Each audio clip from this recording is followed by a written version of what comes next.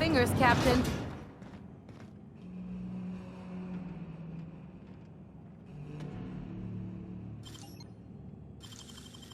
Real slick.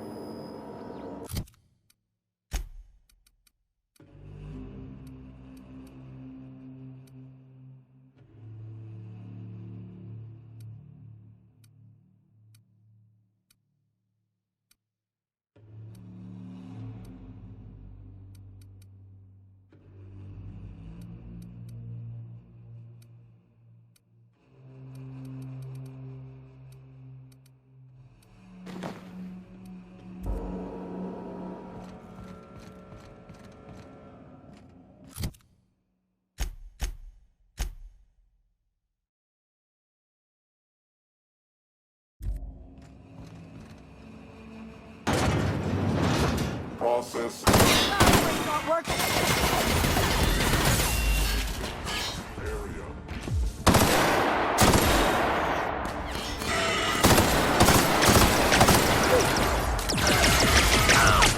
Watch a pro at work.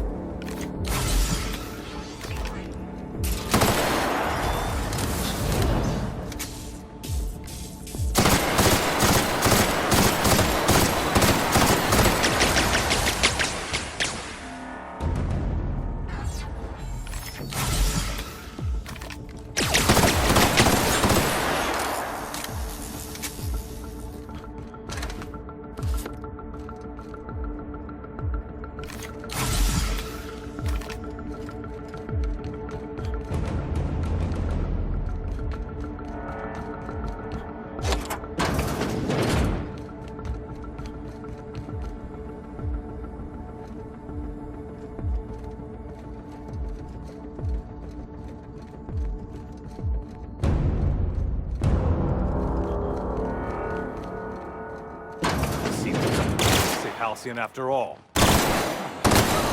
Nothing like a good tussle.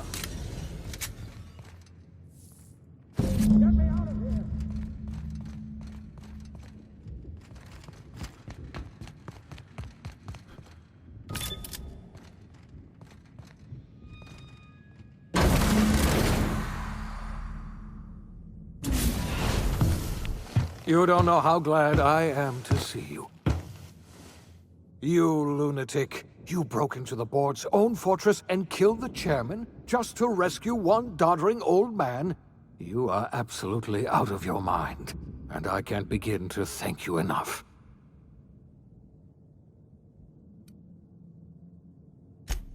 I know, my friend, I know. And now it's finally over. The board's finished. It's only a matter of time before the entire system slips from their grasp.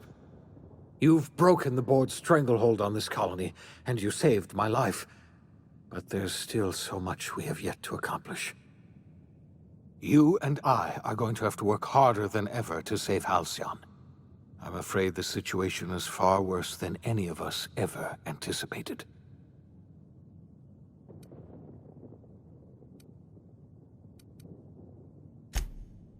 Earth has gone dark. We haven't received a single message in 3 years. There's been no communication, no signals, nothing. 2 years ago, the Earth's Directorate's frigate disappeared on their way back to Earth. We don't know what they discovered when they arrived, or if they arrived at all. They haven't exactly been hands-on around here anyway. So there's one less rubber stamp to worry about. Earth is humanity's home planet, Miss Fenhill. The psychological effects of losing our original home will be devastating. So we've got to make do on our own. Seems to me that'll make us stronger in the end anyhow. You're quite right. We've got no choice but to make do on our own. We're in serious trouble, my friend. Do you know what this means for Halcyon? We can't rely on Earth for support anymore. We've been cut loose. We're entirely on our own.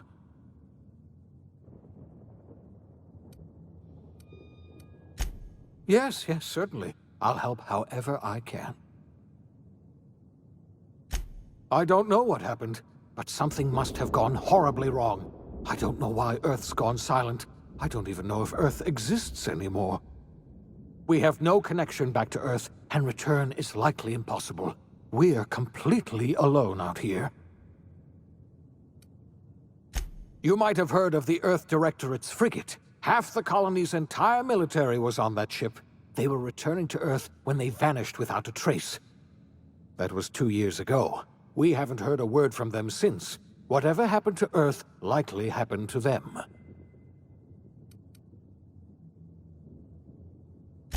I wasn't trying to hide the truth from you, but after all you've done, I owe you an explanation. Yes, I experimented on the Hope's colonists. Each of my experiments ended in catastrophic failure. Each of my subjects died in agony.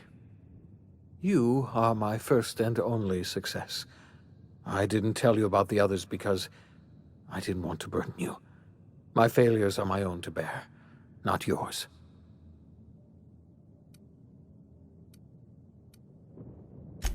I'm not asking you to forgive me. Law knows I won't forgive myself, but I'm going to try to set things right. My apologies. I need to get a hold of myself. We've far more pressing issues to worry about right now. If you have any more questions, ask me. I'll answer as best I can. Yes, we do.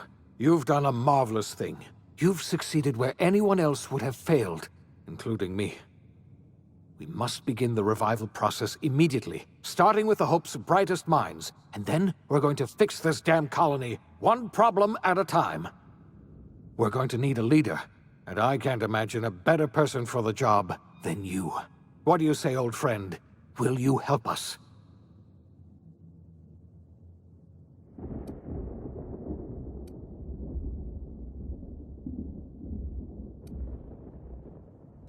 When I revived you, I thought you were going to help me save this colony.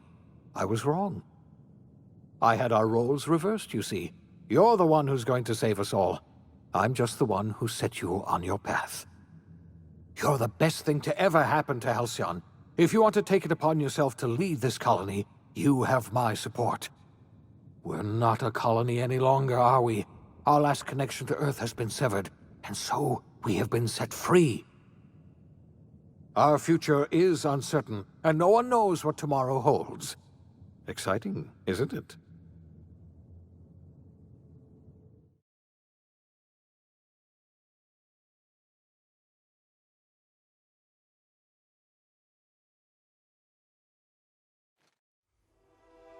The OSI teaches that everything in the universe happens according to the grand plan. But the stranger that arrived in Halcyon was an unplanned variable. From the moment he landed in Emerald Vale, his actions altered the course of history. The events on Tartarus brought about the end of the board's authority. But the board's mistakes would haunt the colony for decades to come. The damage they left behind would require the work of a generation to repair. Dr. Phineas Wells began reviving a handful of the Hope's colonists: engineers, scientists, technicians, and intellectuals. They were among the brightest minds the Earth had ever sent out into the stars. The Hope scientists and engineers woke up in a colony descending headlong into total collapse. With no way to return to Earth, they had no choice but to band together and devote themselves to the cause of saving Halcyon. The people of Halcyon were nothing if not hardy. In the absence of the board's authority, many of the colony's settlements banded together with a single purpose in mind: survival. Life was especially hard in the years to come. Some towns dissolved by attrition and starvation, but most of them found a way to carry on. In the years to come, Halcyon was forced to reckon with its newfound freedom. The board was gone, and for better or worse, the colony was responsible for its own destiny. Between MSI's worker-centric policies and the iconoclast's manpower, Sanjar and Zora were able to rally many of the Terra 2 townships to their cause. MSI's workforce swelled, and the iconoclasts enjoyed a significant surge in their ranks. The board was too distracted by infighting and internal politics to stop MSI from becoming a powerful corporation and a refuge for townships that might have fallen through the cracks. Consumed by paranoia, Lilia Hagen took Sublight Salvage in a controversial direction, openly accusing board officials of an extraterrestrial conspiracy. One day, an accident at the Groundbreaker's docking bay silenced her forever. Time would tell if her replacement could keep the Sublight family together. Adelaide McDevitt replaced Reed Thompson as the leader of Edgewater. She and her followers transformed Edgewater in their image. Anyone loyal to Reed was pressured into leaving town, and those who stayed behind adapted to her way of life. Adelaide transformed the old cannery into a new garden. The nearby Edgewater Cemetery provided a convenient source of fertilizer. As for Reed Thompson, it was said that he lasted exactly 2 days outside the walls of Edgewater. Years later, a marauder was found in possession of his hat. Under the leadership of Junlei Tennyson, the Groundbreaker held firm against corporate influence. The ship's mechanical stability gave Junlei the time to educate a promising generation of engineers, schooled in her family's traditions. The future of the Groundbreaker looks promising. The rediscovery of the Hope and the abandonment of the lifetime employment program forced Byzantium to come to terms with some uncomfortable realities about the state of Halcyon. While Byzantines were reluctant to surrender the luxuries they'd grown accustomed to, the board's diminished authority gave them little choice in the matter. Nearly everyone had to learn to make do with less. Some even had to get jobs. It was a dark time indeed. Your influence shifted Ellie's perspective. She finally admitted, albeit grudgingly, that she just might need other people. Sometimes. With a steady income from the life insurance payouts, she was finally able to afford a ship of her own. She hired a small crew and flew supply missions to communities on the fringe. Some of them were even legal. Life in Halcyon was sobering for Felix Millstone. The grand revolution he dreamed of never came. There was no great awakening for the colony, no celebrations in the streets. There was only the hard, desperate work of trying to repair a broken colony. Felix never had a head for numbers, but if there was labor to be done, he was there to help. Eventually, Felix realized that the work of a revolution was done with 2 hands. As much as he enjoyed his adventures aboard the Unreliable, the vicar, known as Max, eventually decided that it was time to move on, to live out the life he had sought so long to create. He knew there were many in the colony who carried burdens much worse than the ones he had struggled with, and he devoted himself to easing their suffering wherever he could. He only ever took up arms again to defend the defenseless. Unshackled from a lifetime of striving and fighting the universe and himself, Vicar Maximilian de Soto was finally at peace. Once the matter with the Hope colonists was resolved, Junlei bashfully asked Parvati if she'd like to join her permanently on the Groundbreaker, and Parvati enthusiastically, if somewhat awkwardly, agreed. The stories of her adventures spread across the colony, and Parvati soon found herself the center of attention. Having served as the engineer of a renowned spacecraft, tramp freighters and wildcat miners sought her out by name, and in no time, she was a fixture in the Groundbreaker's mechanical ecosystem. She and Junlei were never far apart. Nyoka returned to Monarch to take another crack at making a permanent life for herself.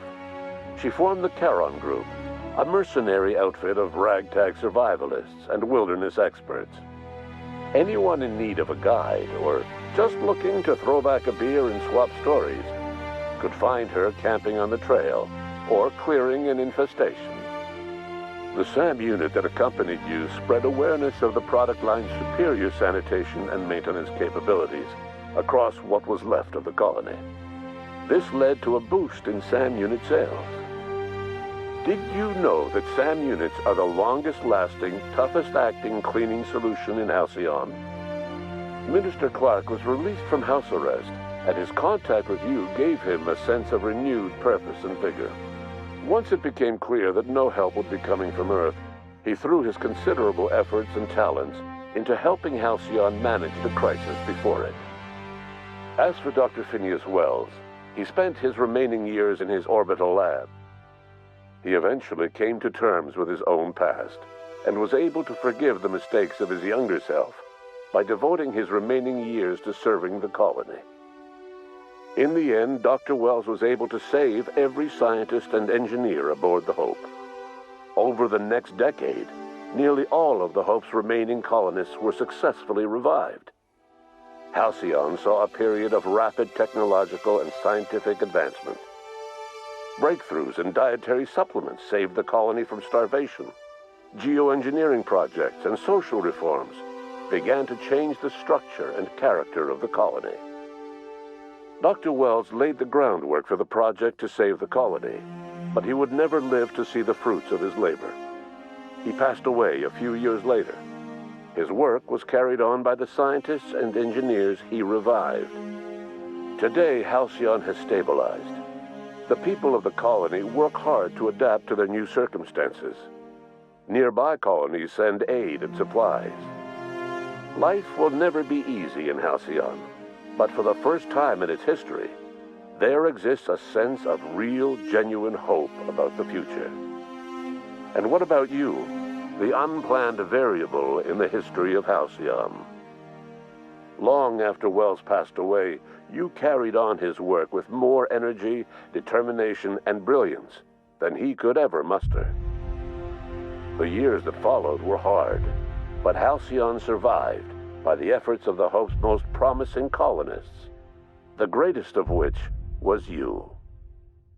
No one knows what's happened to Earth, and no one knows what the future has in store for Halcyon. All we know for certain is this: the name of the Unreliable and that of its intrepid captain will remain the subject of countless stories for years to come.